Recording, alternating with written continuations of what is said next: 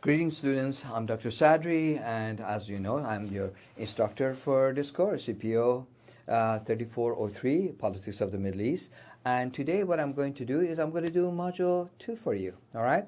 As I mentioned before, as you can see, I have left the lectures that I have, which are kind of long lectures because the class was like an hour and 15 minutes or something, already in our, in each one of our modules are embedded.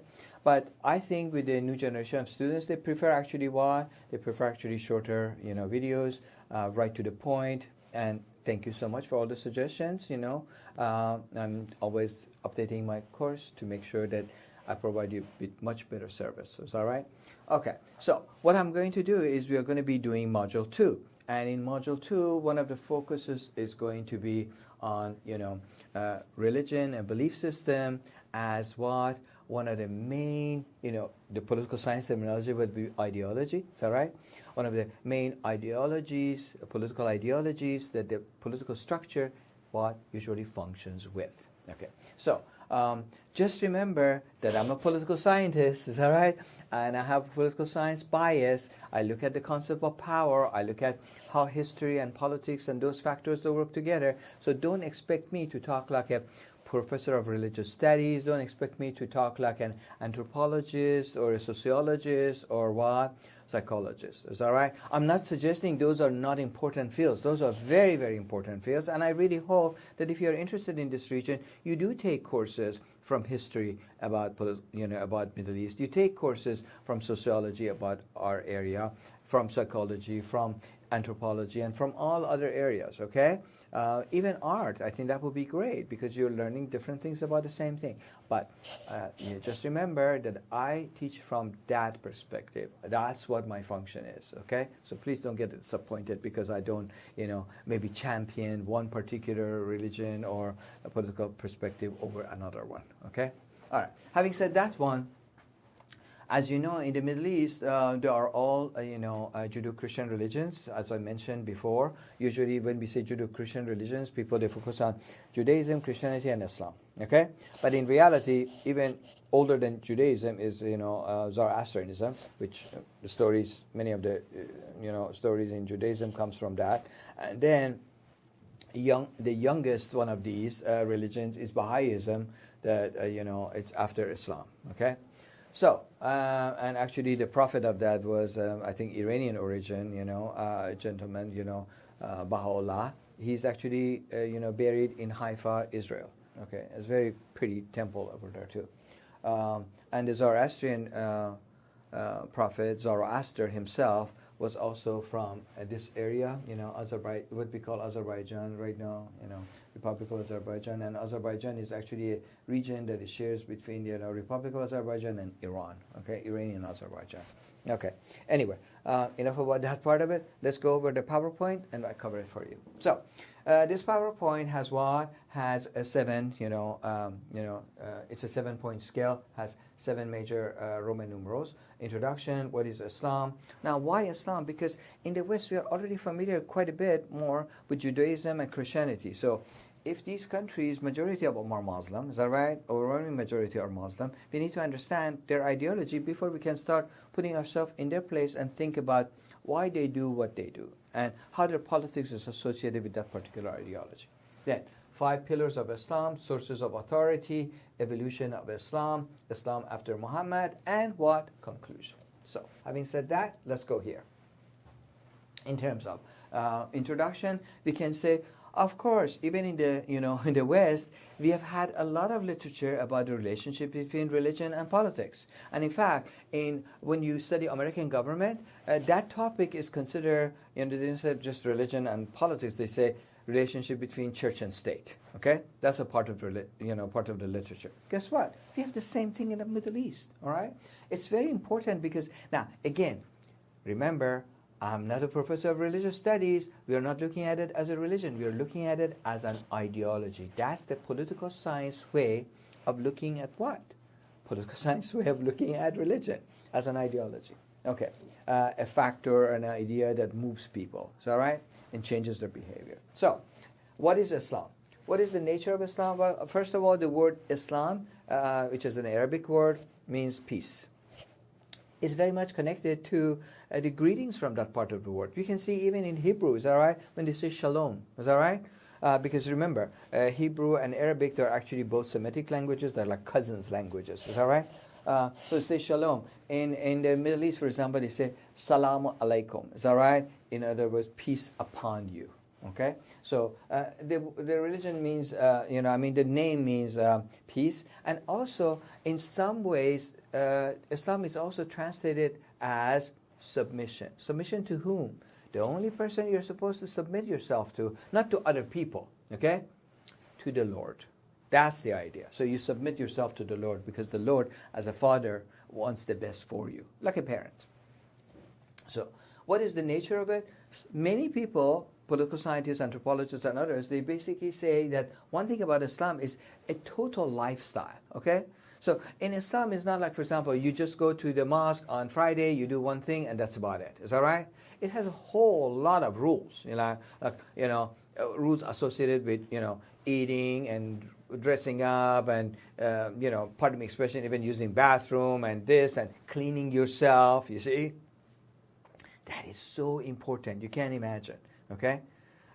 So because there is an expression they say like, which also translates into something we have. Cleanliness is like, getting close to godliness. You see what I mean? It's just very, very important. All right. Then, of course, another dimension beyond that one is the relationship with what we call church and state, religion and politics. Is that right? And then the term ummah. The term ummah is an Arabic word for what? Used to be used for just people. But since Islam came, basically, the community of believers. So be careful. This has been a question several times. Is that right?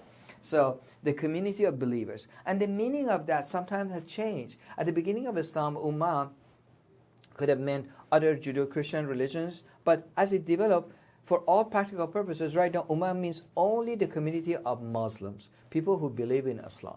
Okay? So that's the definition you should remember. All right? That's very important. Next one. The definition, we get to in addition to the nature of it, we get to the definition part of it, as I mentioned, peace, also note adwar, submission to the Lord. Okay, let's go to the next one. What are the 5 pillars of Islam? I mean, how do you consider yourself to be a Muslim? You consider yourself to be Muslim, you should be following these 5 rules, okay? There's no if, but maybe about it. And you can't compromise. This is not like, for example, a bazaar and you're negotiating over a Persian carpet, okay? That's it. You have to do it. Like, what is it? Number 1, declaration of, faith, which is called also shahada. This one is the most important one, which is, you basically confirm that there is Lord. You might say, well, of course it's obvious, if you're religious. But no, not everybody necessarily say something like that. And then in addition to that, they add that, in addition to there is existence of the Lord, also Muhammad was, his last prophet from the perspective of Muslim. Now, interesting enough, in addition to that, the Shiite sect also say that Ali was, after they say, okay, I believe in Lord, I believe in the mission of Muhammad, and then they also say that, for example, Ali was the right, successor to Muhammad. You see, so sometimes people they add something to it, but the bottom line is, Shahada basically refers to what you declare that there is a Lord. All right, next, prayer. Are you surprised? Okay, it's also known as Salat. Okay, the Muslims they have to pray 5 times a day. In the early morning and noon and afternoon and early evening and night. Okay, so and for each one they have to clean themselves. So that's very important. Then there is zakat. Zakat is basically a 2.5% tax. Now this is in addition to the tax that people pay to the government. All right, but at that time this was the main thing. All right, so it's basically a voluntary, but this one is a voluntary activity though. Okay, so you pay that one, and who do you give it to? You give it to the what? To the local, mullah. If you're a Shiite, or Shaykh, if you're a what? If you're a Sunni. Of course, one of the things I found out when I was stationed in Kuwait, right after 9/11 and everything, I found out because we wanted to know, how the heck does Al-Qaeda get its money? Is that right? From all these people. We found out it really depends on the what? On the intention of the Shaykh, or, Shaykh, because, that happened basically among the Sunnis and not the Shiites. Because if his intention is good, he can use the money for orphanages, build schools, help women that they lost their husbands and they don't have anything. And if the intention is bad, he can channel the money to Al-Qaeda or whatever, you see. And then we started asking actually the government to, hey, you need to establish these things like a non-profit, and the same way that in the U.S. we have non-profits, and then IRS checks them out and things like that, and there are auditors. You need to do stuff like that. So they started doing that. All right. Next one is fasting. I'm sure you have heard about this one. During the month of Ramadan, the Muslims from the, basically early morning all the way to, from basically dawn to dusk, but they don't eat, they don't drink, they don't even smoke, even though smoking is pretty big there. Is that right? They don't use any of that stuff, okay? So that's a very important one. The whole idea is basically it makes you to start feeling more about people who do not have that one, because you might not just be eating for several hours that day, but there are people who do not have anything to eat for weeks, Last but not least, and also it provides you apparently with the discipline. Last but not least is pilgrimage, and this is called Hajj, and this is one time in everybody Muslim's life they're supposed to go to what? They're supposed to go to, Mecca. All right, so here we go. Next one. What are the sources of authority? Here, it sounds more like political science now. Is that right? Okay. So, sources of authority. The number one source of authority in Islam is Quran. Okay? And notice that there are two different spellings. Sometimes with a K, sometimes with a Q. Same book. All right? Same book. But, so Quran is full of, just like Bible, it's full of some stories, history, this and that, tells this and that. And then in addition to that, it also has some rules right there that, obviously they follow. The next one is what they call Sunnah. Sunnah is also referred to as tradition. Is all right? We usually see for example, Jewish family members and friends, they usually talk about tradition. Tradition is very important for them. Okay, guess what? Tradition is also very important right here too. And in fact, one of the sect of Islam, the Sunnis, take their name from that word. Is that right? So, in that regard, what is Sunnah? Sunnah is basically the behavior of the Prophet. What he said, what he did. Okay. Oh, he did in this particular situation, that's what he did, And in that particular situation, that's what he said. So, he was an example, is that right? As a prophet, he was an example for his religion. Therefore, that's what we should do. That's what the understanding is. Okay? Of course, all of those depends on hadith, which is people who are referring to that behavior of the prophet. Okay? And that's very important. So, and sometimes this can be very, very tricky between the Shiites and the Sunnis, because some Sunni sources are not acceptable for Shiites, some Shiite sources are not acceptable for Sunnis. Among the ones among even Shiites, there's some debate about who's acceptable, who's not. Among Sunnis, sometimes there is something acceptable, who's not. So it's not as easy as it sounds like, but I just wanted to let you know that this is associated with that. And last but not least is the rule of ulama, which is a very different word from ummah. Do you remember? This has been a question several times, so I just want to make sure that you understand it. There are some of the very, very few memorization stuff that I want you to do. Ulama are basically the learned people. Is that right? And as I mentioned, among the Shiite, these people are known as basically imam. Is that right? And they can have different levels. For example, in Iran, some of them are called Sheikh al-Islam. It's because Shiite structure is very hierarchical, very, very, very much like Catholic Church. Is that right? There are, for example, Sheikh al-Islam, there are ayatollahs, there are grand ayatollahs. Is that right? So just like Catholic Church, we have the Pope and cardinals and bishops and etc. You see, very much like that. Among the Sunnis is more horizontally organized. They call them basically Sheikh. Okay. Now, after that, we go to the next one, and here we go, evolution of Islam. I thought this is the part that most students, they like so much.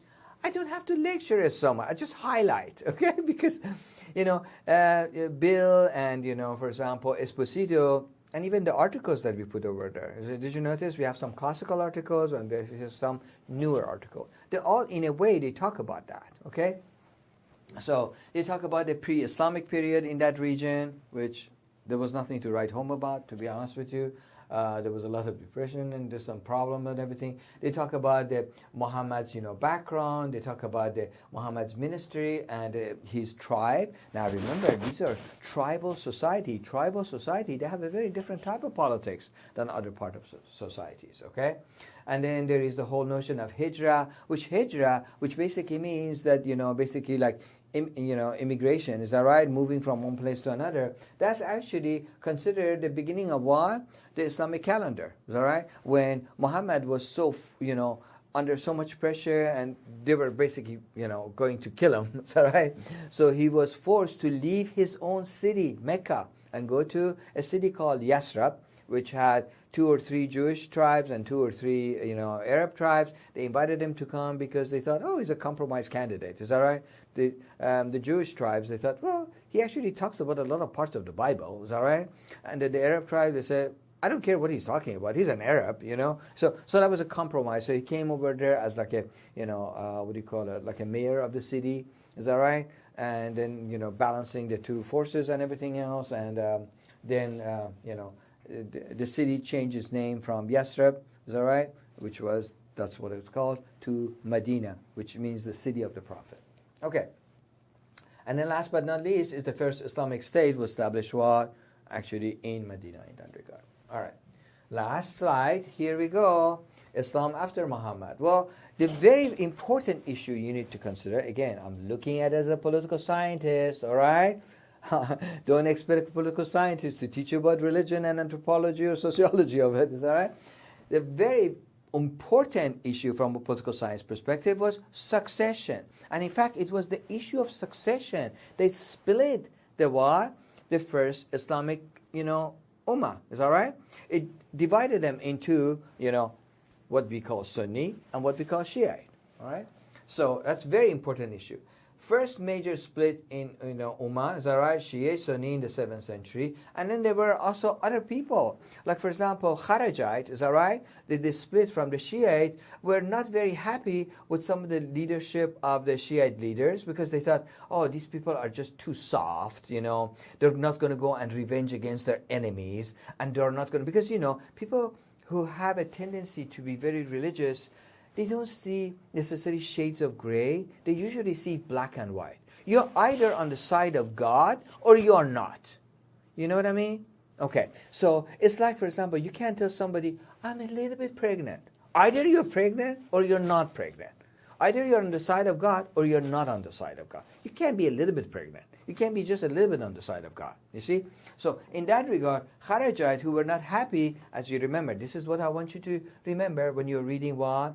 Bill and Esposito and the other readings, okay? They split from what?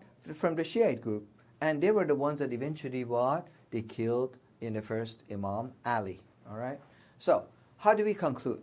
We can conclude this discussion by saying that throughout the history of the Middle East, okay, based on what you have read in Module 2, they required, chapters and also the articles which are divided into the classical articles, the older ones, as opposed to the newer ones. Religion has always been important, way before Islam. Let's go back all the way to the period of Persian Empire, when majority of the people were what? Zoroastrians, okay? Zoroastrianism was important, okay? But when the Zoroastrianism did not respond to people's needs and Islam came with the idea of equality and everything, well, the Arab, segment of the Persian Empire, they basically defeated the Persian Empire. They defeated like one of the major superpowers of the time, okay? So it shows that how ideology can unite people and do very, very interesting stuff. Is that right?